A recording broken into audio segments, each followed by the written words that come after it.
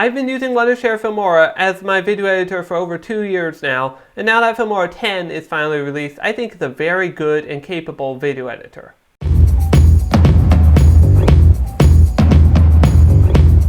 Hi, I'm Justin from Random Tech Videos, and today I'll be discussing 3 reasons why I think Wondershare Filmora is a very good video editor. But before we get into the video, please don't forget to consider subscribing and turning on notifications so you don't miss future Random Tech videos. But with that out of the way, let's just get into these reasons why Filmora is great. The first thing I like about Filmora, especially now Filmora 10, is how simple and easy it is to use. Because I can just go into import media files, select my files, bring them into Filmora.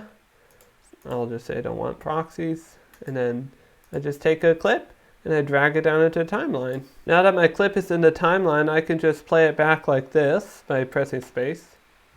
Here's just a sample video clip. Don't worry about the lighting or anything. I'm just using this. And then as you can see, I have a lot of dead space here, so I need to remove that. I just can click the simple cut tool, go to the other point where it needs to be cut, and then click cut again, or use the keyboard shortcut, and then just remove the dead space. I'm just using this to demonstrate how I can easily edit and remove things in Filmora 10. It's that easy. The next thing I like about Filmora 10 is how affordable it is. At the time of recording, it only costs $70 for a one-time purchase. That means you have it for life. It's not like some video editors where you have to pay them every month or every year just to use it. If you know what video editor I'm talking about. And the third thing I like about Filmora is that it has some advanced features, especially for the price. It's actually a very usable video editor. It has green screening, so I can just take my green screen footage, put it into the timeline, move it up a little, and then I'll just take some sample color to put in the background so you can see how the green screen works. Just put that right underneath my green screen track, make it as long as my green screen track, and then just double click on my green screen track, go to chroma key, and then just basically play around with these adjustments, and then my green screen is gone, as you can see. Of course, in this case, the green screen doesn't fill the whole frame, so all I'd have to do then is just go to Effects, Utility, and then just crop this, and then I can just apply the crop so that it's only showing the green screen.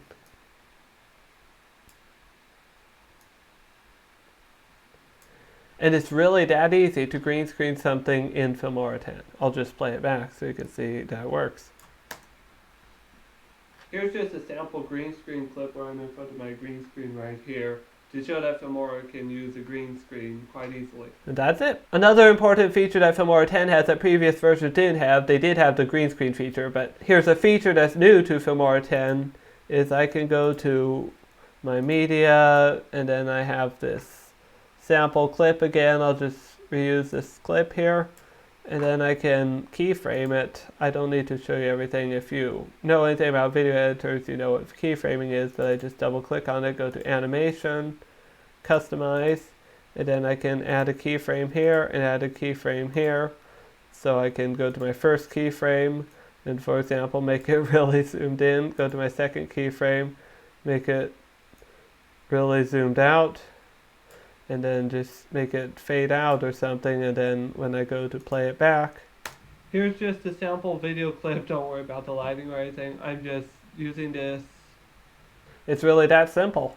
And the big thing that everyone wanted in Filmora 10 that is finally here is motion track. No, it's not the most advanced motion tracking. I mean, you can't do crazy stuff with it, but it's still fairly decent. I can just import footage here. For example, I have this footage right here where I want to track myself going around the room. I'll just cut to where I actually am moving around the room, and then just split the footage there. I could then just click the button that says motion tracking right here, and then I can select what I want to track. In this case it's my head, so I make it the size of my head, and then I just click start tracking.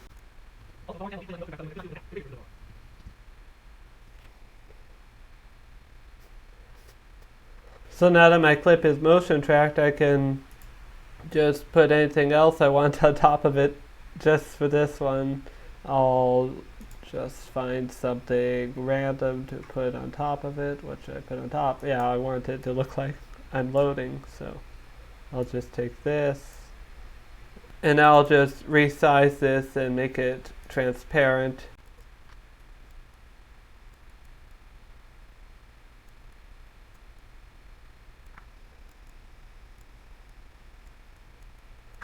It doesn't really matter that I didn't do a good job of making it transparent, but now that I've done that, I can just come to the motion tracking here, and then I can set this. I can first of all drag this where I want it to be. I want it to look like my head is loading, and then I can just come back here and go to motion tracking, and then select it as being motion tracked, and now watch what happens when I play it back.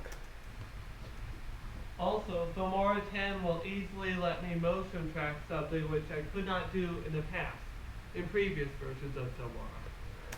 So as you can see, it follows my head, and that's new to Filmora 10. So those are just a few of the reasons why I like Filmora 10, and as you can see from what I just showed you, everything about Filmora 10, the whole interface is really intuitive and very easy to figure out for a beginner especially. And for the price, it has quite a few powerful features. I hope this helped.